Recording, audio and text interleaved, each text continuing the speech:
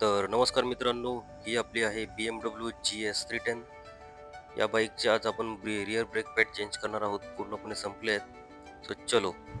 आता मी आलोय आमच्या लोकल गॅरेजच्या इथेच, जिथे माझी पल्सर सर्व्हिस करतो तिथे. Rakesh auto garage.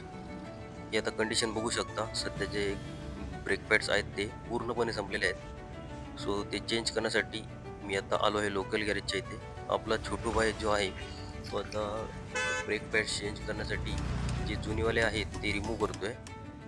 हे आहे राकेश ऑटो गॅरेज, जे कळवा नाका गेट नंबर 3च्या एक्झॅक्ट समोरच आहे. कोणाला जर चेंज करायचे असतील तर नक्की इथून चेंज करू शकता. आता छोटू भाई आहे, जे जुनेवाले जे ब्रेक पॅड्स आहेत ते रिमूव्ह करतोय. हे ब्रेक पॅड बघू शकता पूर्णपणे संपले आहेत. जे जुनेवाले जे ब्रेक पॅड्स होते ते रिमूव्ह करून आम्ही आता नवीन टाकणार आहोत. हे जुनेवाले brake pads. Disc brake disc ब्रेकची ही कंडिशन आता जे बघू शकता, पूर्णपणे थोडे मोठे स्क्रॅचेस पडले आहेत. ते ठीक आहे, जेव्हा चेंज करायची वेळ येईल तेव्हा ही पण चेंज करून टाकू. आता आपण जे यूज करणार आहोत ते KTM 390 किंवा डॉमिनर 400चे रिअर डिस्क पॅड.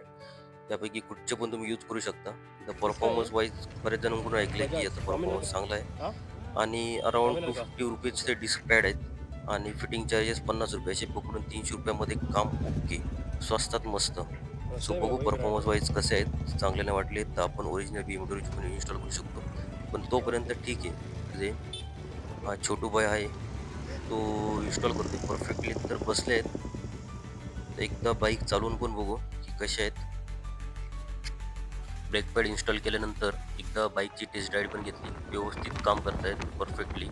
कोणाला जर इन्स्टॉल करायचे असतील तर नक्कीच KTM 390चे ब्रेक पॅड्स यूज करू शकता. तर व्हिडिओ आवडल्यास नक्की लाईक, शेअर, सबस्क्राईब करा. Thank you.